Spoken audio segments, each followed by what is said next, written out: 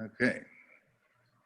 All right, we were on the eerie mystique of the moon, which I forgot to highlight, that the moon had this eerie mystique to it that was attractive to the imagination of humans and what was up there. Now, here's another key figure in the scientific revolution, is also especially a key figure in the evolution of science fiction, Christian Huygens. And Christian Huygens was a Dutch astronomer and scientist, one of the great figures of the scientific revolution. And right at the end of his life, published posthumously, he produced the book Cosmotheorius, and 1698, you can see the date up there. And this was the most scientific, methodical, and detailed consideration up to that point in time regarding what the nature of alien intelligence and alien life would be like on different planets, taking into consideration differences in the environments on those planets.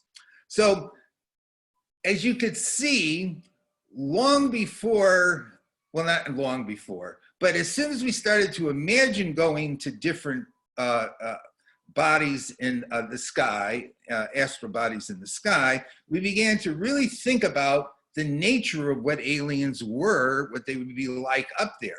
And so Huygens presents here the first scientific zoology of aliens. And interestingly, you could read this book, it's up online. It's a fascinating book to read. Now, at the same time, well, Huygens is also remembered in particular for the fact that he was the person who discovered that the rings of Saturn were separate from the planet. Up to that point in time, the resolution of telescopes did not reveal a clear separation between the rings and Saturn itself. And he also discovered the giant moon of Titan circling around Saturn. And in fact, when we landed a probe on Titan, it was named the Huygens probe after him, since he discovered it. And there's an image of his one of his telescopes, which is very fascinating, the length of it. Huygens believed in the uniformity of life, nature, and mind. And by that, he meant that if there's all these planets up there, all these other worlds, that it makes perfect sense to assume that these other planets and worlds have to be populated. It can't just simply be the Earth. It must be something uniform across the universe. He believed that certain characteristics of life and intelligence had to be common or uniform across the universe as well. And he gives us reasons for this. That is, he gets into really rational considerations regarding what alien life would be like. And he firmly believes that we need to go out and explore space and go out and look and see what we find. But at the same time, he also thinks that this whole great new universe that has been revealed is a creation of God. And so he does not see his ideas in contradiction to his Christian views. Rather, he sees this immense, expansive universe filled with different intelligent forms as representative of the creativity of God as he understood it within his Christian mindset. Now, at this point, when we come to Leibniz, who lots of people consider to be one of the smartest people, at least smartest Western males who ever lived, we'll put it that way. Leibniz takes this to the extreme. And Leibniz is a very complex figure.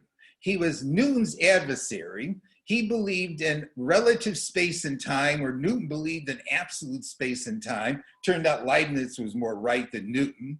He also invented calculus independent of Newton. And the kind of notation that we use today is more like Leibniz's notation than Newton's notation. He also envisioned and actually constructed calculating machines and envisioned a symbolic logic which we could use to settle arguments. That is, we could articulate the principles of reason and symbolism and determine who was being rational and who wasn't being rational. So he was anticipating lots of stuff with his incredible mind. And he believed in evolution. And in fact, he believed in cosmic evolution, in that he thought the whole universe was evolving toward greater and greater perfection. And in fact, I have up here a quote from him, which is to realize in its completeness the universal beauty and perfection of the works of God, we must recognize a certain perpetual and very free progress of the whole universe, such that it is always going forward to greater perfection, and no end of progress is ever reached. So we have infinite progress, infinite evolution at the cosmic level. And he totally rejects static creationism. And static creationism is the idea that the universe has been created the way it is in some instantaneous fashion, and that's the way it's going to stay. And basically, that's more like Isaac Newton than it's like Leibniz. Leibniz believed that things were continually evolving and would evolve forever and ever and ever toward greater perfection and beauty. And he thought that that was a more consistent with the notion of an infinite benevolent God than a God who simply created the universe a certain way and that was the end of it. And in fact, he eventually becomes ridiculed for one of his famous sayings, the best of all possible worlds. And I have up here a statement of the principle, the best of all possible worlds would actualize every genuine possibility.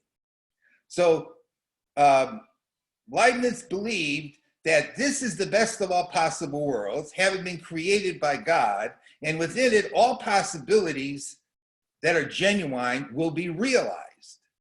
That is, there's unconstrained, not unconstrained, an expansiveness to creativity that is not boundless, but within the realm of all possibilities.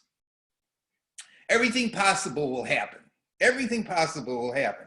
There's an explosion of consciousness and mentality and of imagination in his mind. But Voltaire would criticize him later on for thinking that this, in fact, was the best of all possible worlds, because it sure as hell didn't seem like it. So Leibniz carries a lot of ideas further that we've been discussing already, and was a great mind and a great thinker, and was an adversary both with Newton, and he had another relationship which is interesting with Spinoza. But we get developments here along the lines of computers, calculating machines, symbolic logic, relativity theory, cosmic evolution, the principle of plenitude, that is everything that's going to happen is going to, everything that could happen is going to happen, and the thing keeps evolving forever and ever. And there we have a very expansive and magnificent vision of the universe. And he had a 215 IQ estimate and was reading Plato at 5 years old. And was also a shit too, a bit, at least that's the way some people describe it. Okay, now, and I shouldn't have thrown that in at the end because that's just a historical view. The last thing that I wanted to bring up here, less major thing, is the earliest modern utopias, of which there were many, but three that I want to discuss that were very well known that stand out are Thomas More's Utopia, which was written in 1516, Thomas Campanella's The City of the Sun, which was written in 1623, and then finally Francis Bacon's New Atlantis, which was 1627. Now, okay, so this is in the transition from the medieval era into the early modern era.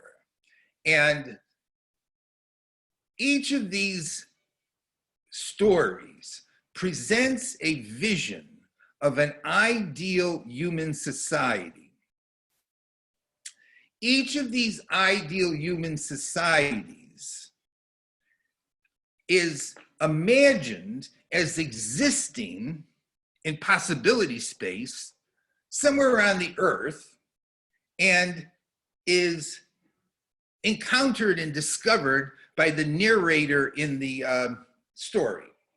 So these are not possible ideal societies of the future or in outer space. They are possible ideal societies that in the imagination space are existing somewhere on the earth. But they are visions of ideal societies. And one of the key themes in science fiction has been utopias. Can we envision an ideal society? What would it be like, an ideal society, particularly of the future, in the future? And with that is going to come its twin sister or antithesis. Can we envision the dystopia, the terrible society of the future? And utopias serve the function of providing us with proposals as to what would make for a better world. And thinking in terms of the future, they provide us with models of what would make for a better world in the future. How can we improve things? And these are three of the most famous, and they're all very interesting in different ways. The word utopia can either mean no place or a good place, depending on how you want to spell it, whether you want just the U there or whether you want to put an E before the U. And it seemed like Thomas More meant it in both places, that it's a utopia in the sense of no place because it really doesn't exist, but it's a utopia in the sense of a good place because this is what he thought would be a positive human society. Now, right off the bat, what More does here, and frequently has been done in the presentation of utopias, is first he presents his views as to what the hell is wrong with the world to begin with. He critiques modern society of his time. And based on that critique, he presents what would be a better world. Because in More's mind, the world that he lived in Europe had fundamental flaws to it that needed to be corrected. And it's basically a social, ethical, political argument that More develops as to the flaws of human society. And so the view that he presents of an ideal society is an ideal society where there has been a change in terms of our social behavior, our ethics, and our psychology and our fundamental values. So it's not a technological utopia, it's a social, ethical, psychological utopia based on a critique of the present. But it is a preferable society, and you could say, well, is this a society that I would like to live in? Is this a society that I would like to create? Is this a better society than we have now? And what More envisioned was a highly peaceful, orderly, patriarchal, God-centered society of social harmony and benevolence between all of its citizens, and everything done in moderation. That is, it's a very boring and static and monotonous society. That is, if you imagined yourself trying to live in such a place, even though everybody's very nice to each other, it's like some kind of vision of paradise that at first seems so attractive, and after about a week, you're going nuts in it. But in his time, there was a lot of upheaval, a lot of chaos within Europe, and that there's a lot of pride and egocentric, selfish thinking, and he wanted to see something much more harmonious. Campanella, in The City of the Sun, which is very imaginative in some ways, envisions a society that is constructed as a set of concentric rings. In fact, they have an image up there that was created of it, of 7 concentric rings that are walls that citizens could walk around and through. And on the walls are painted, or not painted, are configured the total expanse of human knowledge. And right from the beginning, people participate in open and ongoing education by learning all the knowledge that's on the walls. And in the center of the city is a temple. And the temple is a temple that is a place to worship the heavens, It's a society that looks to the heavens and the sky as the holiest and the highest of realities, and the sun in particular is worshiped as symbolic or representative of God.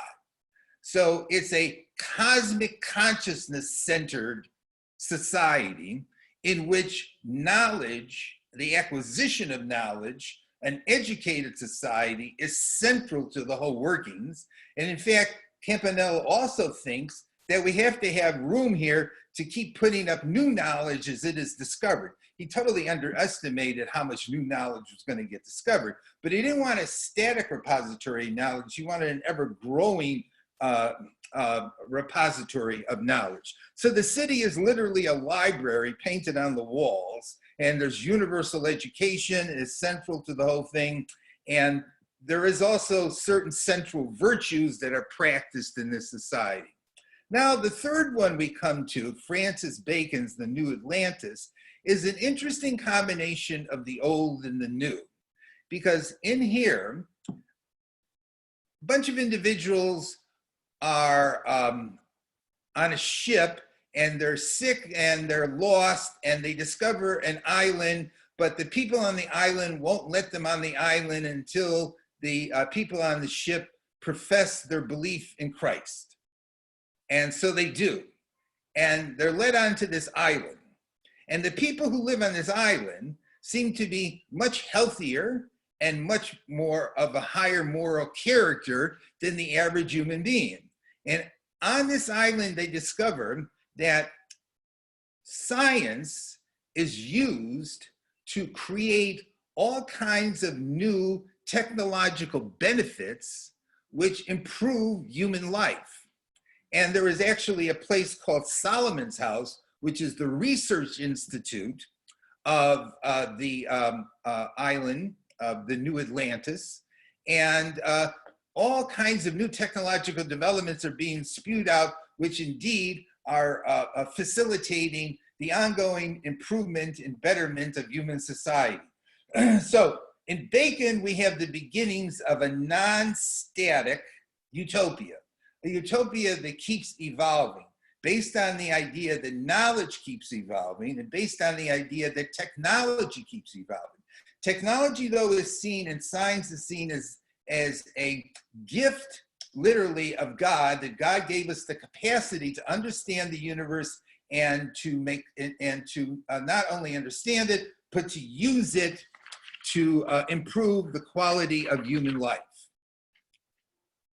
In fact, Bacon is very famous for having said, human knowledge and human power meet in one, for where the cause is not known, the effect cannot be produced. Nature to be commanded must be obeyed. The short of it is knowledge is power in Bacon's view. Scientific knowledge is power. And scientific knowledge is based upon observation, methodical observation.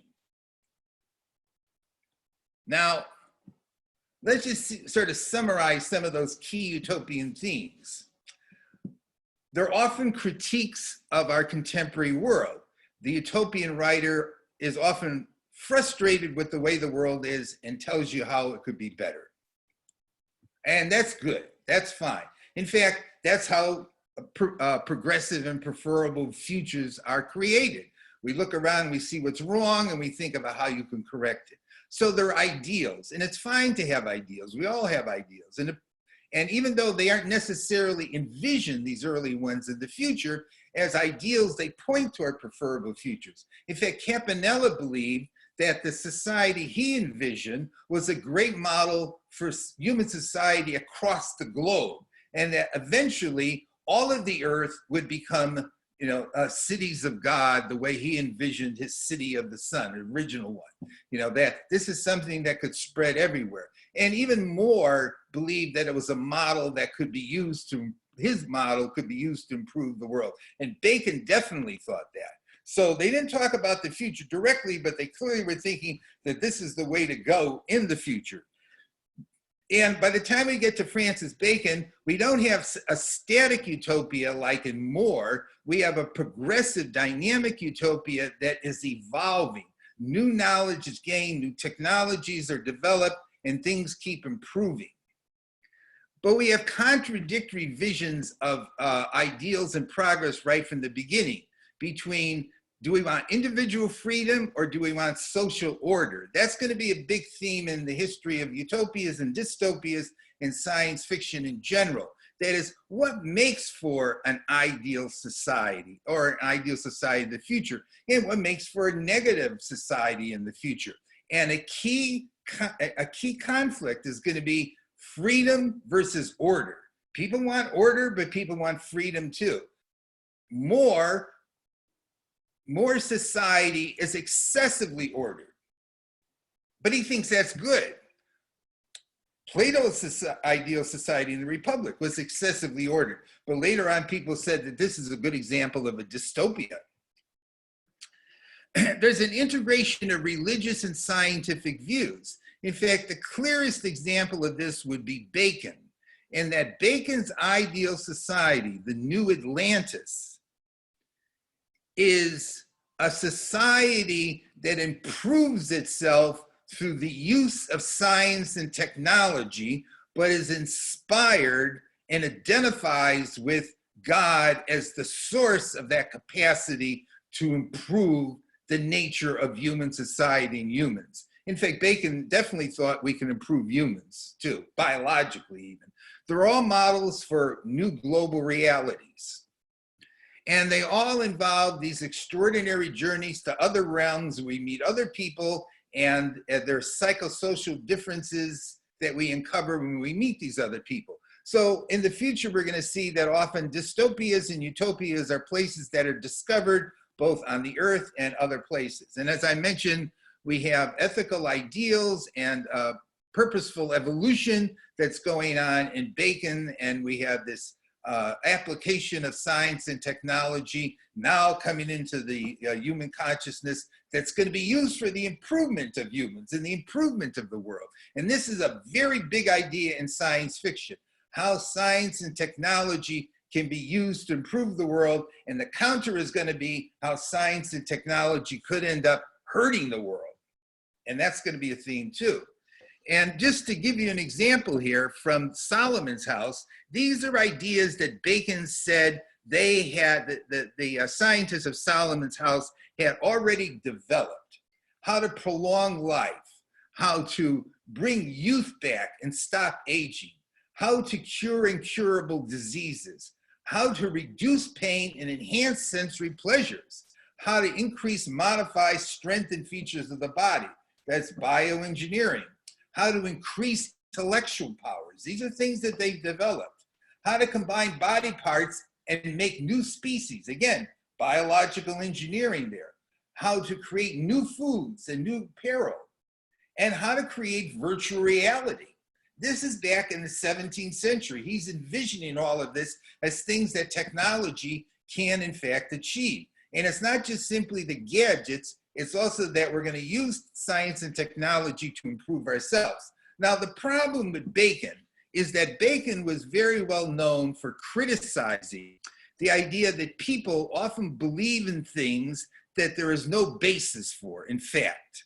He called them idols of knowledge. And Bacon believed that knowledge should be acquired through careful observation and empirical induction. That's how science progresses. That's how technology is empowered. He thought that we have to do it that way because there's lots of stuff we believe in for which there is no basis in fact.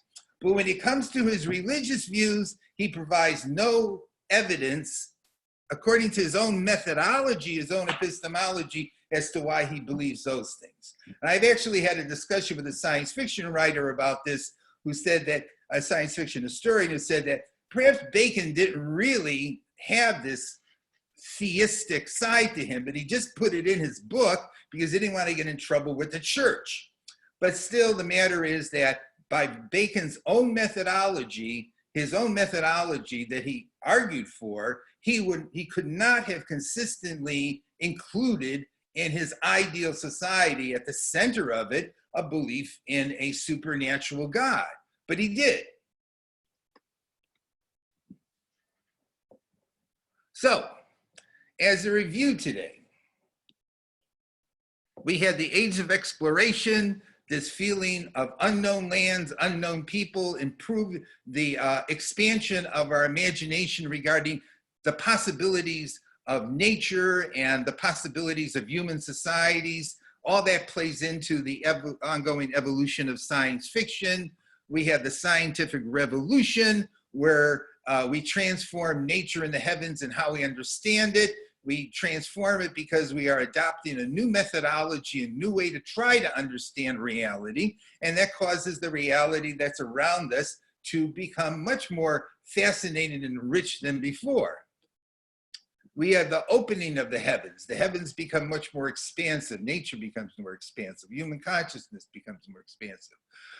And then I talk about this relationship between science and religion in Europe during this period, and how on one hand they seem inconsistent, at the same time people keep trying to blend them together, integrate them together, and this is going to go on in the history of science fiction into decades to follow. And we'll come back to this story, because this story is not by any means over. We have Kepler and the genius of Kepler and his journey to the moon and other journeys to the moon, and his belief that we should go up and explore, and as well as Huygens' belief that we should go up and explore outer space. And Huygens tries to get very scientific about what alien worlds would be like and what aliens would be like. So aliens are definitely in human consciousness by that time in the early scientific revolution. And then Leibniz with his cosmic evolution, an immense possibility space of all different types of worlds out there, just like Bruno had thought. And we have these early visions of ideal societies as models for preferable futures. And they combine in them social, religious, technological, psychological, ethical dimensions. And in fact, in science fiction, we're going to find all of those dimensions in in different narratives of both utopia and dystopian societies. Because as I mentioned early on, science fiction is about the future of everything and discusses everything. And in fact, in our utopian and dystopian images, it's not just technology that's discussed, it's all the other things that are discussed too, the other dimensions of human reality. And so how do we envision the ideal human reality? What are going to be the important ingredients? And it's not just simply going to be technology. And then there's just some of the key books and authors today. Campanella, City of the Sun, Huygens, Cosmotheorists, The New Atlantis, on the Infinite Universe and Worlds, and Kepler's Somnium, which is an interesting book to read, and Bergerac's Empires of the Moon, which you could also read online and is rather funny, and is very imaginative as well. So that's our overview for today of 250 years, and I just did not get into a lot of the details of it, but at least we did some of the basic stuff. Next time, we're going to be doing the Enlightenment, Romanticism, and the Gothic from 1750 up to 1820, just about up to the time of the early Gothic romantic novels such as Mary Shelley's Frankenstein and Granville's The Last Man. And this is an image from of the Eskimo Nebula. I think I had this up before, which was discovered by William Herschel in 1787. Astronomy is going to continue to grow and expand in the century ahead after what I talked about today. So that brings us to the end. A conclusion that I just want to mention, and then we can talk about it if you want to talk about it, is the issue comes up in this period as to how one goes about determining the plausibility and credibility of beliefs. And that's a critical question for human beings to have to deal with. Debbie and I talked about this a little bit, and I talked about it over decades, you know, the issue of epistemology, in that part of a ideal human society is going to be enlightened individuals who seriously practice a conscientious pursuit and evaluation of what they believe.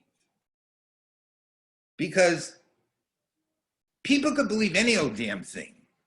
And there's lots of beliefs that are totally ungrounded and can have negative influences both on those people who believe in them as well as other people. And it's very important, and this is part of the scientific revolution, that we seriously ask ourselves, what are the grounds for what I believe? How do I determine that? And that should be central to what I would envision as being an enlightened individual and a positive society. And if we don't have that, then we end up in a world of superstition and conspiracy and hearsay and mumbo jumbo. And I think the scientific revolution taught us that. That doesn't mean you have to abandon your theological beliefs. It just simply means that one has to be conscientious and thoughtful about what you believe in and not just simply accept any old damn thing. And that one needs to be enlightened in this regard. One needs to have this sense of a grounded and solid epistemology such that you can determine what seems credible and plausible. So we'll close on that. And I think that definitely is relevant to today.